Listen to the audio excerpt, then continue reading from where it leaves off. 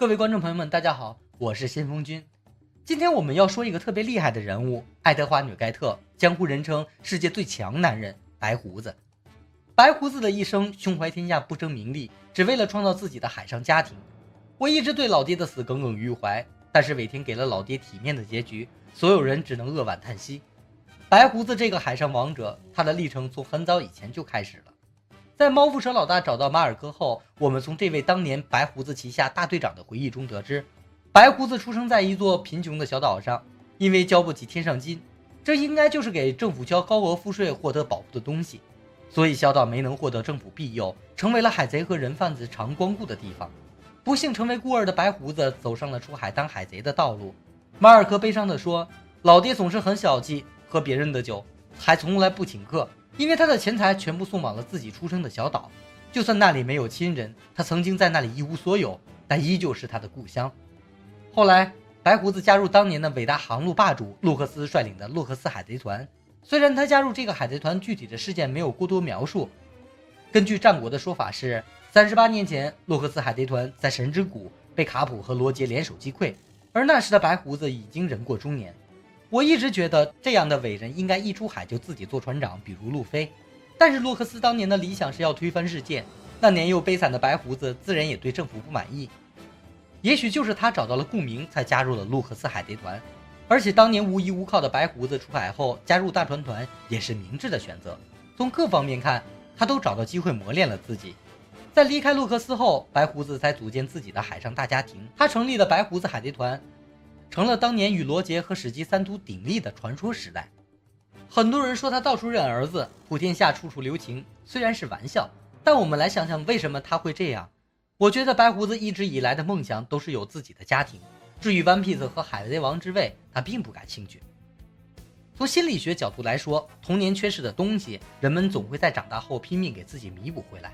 白胡子以前是孤儿，没有家庭，所以他就给自己创建家庭。他对自己麾下所有人都视如己出，都一样的好。但问题来了，因为太过博爱，儿子太多，他也有看走眼的时候。虽然感化过像艾斯这样的酱骨头，但难免出现了蒂奇这种野心极大、谋利而来的。根据最近剧情中展现的罗杰时代前后的故事，我们得知白胡子当年在和之国跟玉田相识相交，随后让玉田上船担任队长，两人关系亲如兄弟。6年后，白胡子与罗杰两个海贼团爆发了全面战争，两个海贼团激战3天3夜，不分伯仲。第4天停战，把酒言欢。从这一弹，我们得以窥见白胡子早年的战斗实力。在罗杰挥刀将玉田打分后，白胡子接了招，两人的刀都没有碰到一起，而是将霸气释放出的力量相撞。这一击震天震地。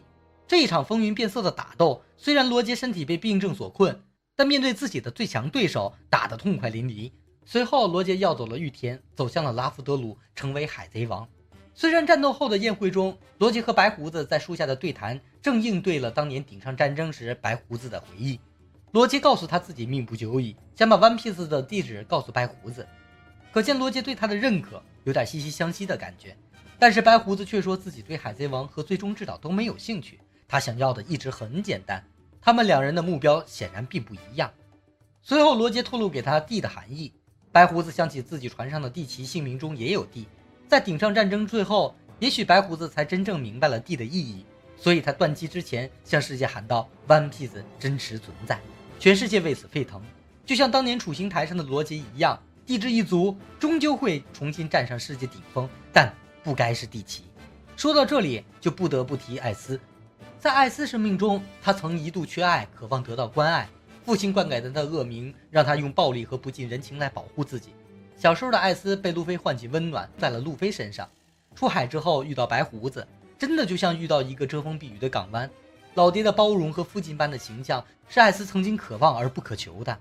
在顶上战争前夕，红发先是派部下去白胡子船上劝他阻止艾斯去追捕地奇，后来还是不得不亲自出面。其实我说人家白胡子是什么地位，香克斯这事儿确实欠妥，一开始就该带好久亲自来与老爹会面的。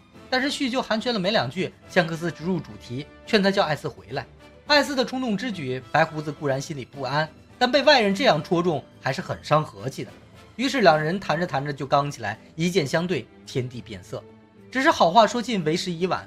艾斯被公开处刑的事件爆发，我也是在顶战战争中了解白胡子的果实能力。阵阵果实作为最强超人系，震动空气引发海啸，只要一招就可以湮灭无数舰队。白胡子发动麾下43个海贼团对战海军本部和七武海，庞大的阵容在出场时让人为之一振。我原本想这会是一场必胜的战役，没想到会打得如此惨烈。前有海军3大将连番上阵挫士气，后有猪队友斯库亚德利用白胡子的绝对信任，给了他穿心一刀。此时的白胡子年过耄耋，身体每况愈下，加上这一刀重伤之后的爆发，让人看得揪心。虽然白胡子宽宏的胸襟原谅了斯库亚德，但我想海贼民也和我一样恨他，更恨背后挑拨离间的赤犬。负伤之后的白胡子开始了反击，他接连打倒中将和巨人，有能力震出一条通道供他的儿子们通行，然后就开始了与3大将的战斗。轻质的冰冻能力一时遏制白胡子的进攻，但又轻而易举被政治能力破除威胁。白胡子和轻质缠斗时，旗下3队长钻石乔斯这个全世界最贵的男人赶来接战，他得以继续前进。但后面就是赤犬等着他。岩浆的能力我们都见识过，白胡子再厉害，但此时四面楚歌又身受重伤，他突然口吐鲜血倒地，赤犬趁机一个岩浆拳又在他身上开了个洞。见此情景，海军士兵们乘胜追击，白胡子接连被大炮击中脸部，身上也牵连弹雨，多处受伤。剧情瞬息万变，白胡子挥刀帮自己脱险，随后拦截攻击路飞的黄猿，让路飞到达处刑台救下艾斯。看到艾斯得救，老爹下达了最后的命令，要大家齐心协力带着艾斯离开，他自己来断后。老爹说，我是旧时代的残党，新世界没有能载我的船。很多人拿他和罗杰比较，总说白胡子到死都没有当上海贼王，差罗杰一头。但是海贼王这部动漫所传达的从来都不是海贼王这顶帽子有多荣耀。罗杰的目标是找到One Piece，他做到了，而白胡子的目标是组建自己的家庭，他做到了。他们为什么可以惺惺相惜？是因为格局和眼界都很大，并不局限于别人口中的荣誉，重在实现自我。白胡子问艾兹，我是合格的父亲吗？艾兹肯定地说，是。当艾斯被赤犬击中丧命后，他震怒落泪，将赤犬打伤，并让他落入谷底。阵阵果实再显威力，整个岛裂成2半。他把自己和海军留在一边，让儿子们和路飞等人撤退。他是下定决心要牺牲自己，保全更多的人。面对这场战争的罪魁祸首蒂奇，白胡子已经准备用尽最后力气了结了他，但是却仁慈地被他的求饶打动。狡猾的蒂奇在白胡子心软的时候，让同伴一起围攻他，直接导致了白胡子的死亡，并且夺走阵阵果实能力。这场惨烈的战争，有人统计过，白胡子身处267处刀伤，让他射来的子弹有152发，炮弹46枚。但即使这样，他依然体力不倒，手握自己的从云彻，像王者一样有尊严的死去。这场战役违背了战国的初衷，也改变了世界的格局。那些受白胡子庇佑的岛屿开始被侵犯和掠夺，蒂奇带着黑胡子的名号成为新一任四皇。而被白胡子留下的那句话影响的是，更多人涌向新世界挣脱One Piece，世界再也没有一天太平过。战争最后赶来的香克斯把白胡子和艾斯葬在了新世界一处平静的角落。他深知白胡子的离开意味着什么。作为四皇之一，也是曾经罗杰的船员，他知道白胡子其实一直都起着平衡四皇的重要作用。凯多为什么在白胡子海贼团离巢之后突袭，而不敢正面上门挑战，代表着他忌惮这位传奇人物。而且现在这个最大威胁不在之后，凯多和大妈都更加肆意妄为。没有了白胡子保护的愚人岛被大妈占领，交着超负荷的甜品做保护费，凯多更是大规模扩张自己的百兽军团，和之国民不聊生。我们反观目前海贼王的设定，如果白胡子年轻20岁，那他的战斗力绝对比现在强大好几倍。从马尔科的话中我们知道，顶上战争中白胡子已经病入膏肓，他可能都没有力气好好用见闻色来预见危机，不然被轻易刺中这种事儿是不可能发生的。他已经很难躲过出其不意的攻击了。在蛋糕岛大秀见闻色的卡尔我们都见识过，你说罗杰和白胡子都不会用见闻色预见未来，我可不信。因为他们两个只要一个人会用，另一个绝对不相上下，不然怎么可能打3天3夜不分胜负。老爹说，我也是一个普通人，只有一颗心脏的普通人。他一生的成就都在于组建了属于自己的海上大家庭。